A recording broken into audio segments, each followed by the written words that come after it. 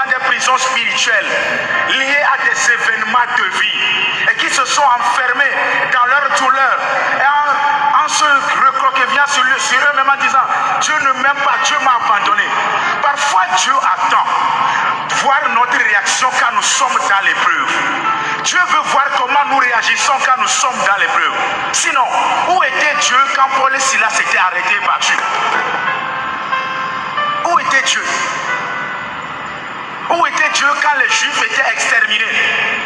Où était Dieu quand Jésus était sur la croix? Sinon arrêté, battu, torturé et cloué sur la croix. Où était Dieu quand Marie pleurait son fils à la croix? Dieu attend de vous une réaction aujourd'hui.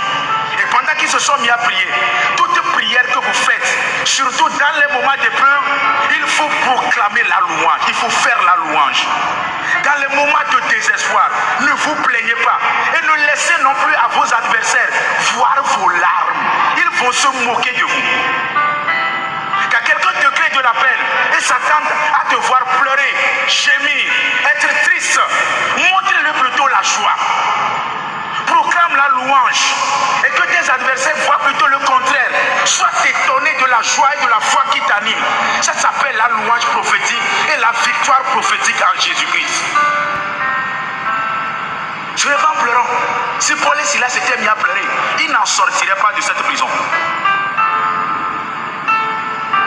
Ça me rappelle un témoignage que j'ai lu sur la page Facebook de Frédéric Saba. Un homme avait été injustement mis à la prison civile de Lomé. Et les premiers jours, mais c'est difficile là-bas, la chaleur.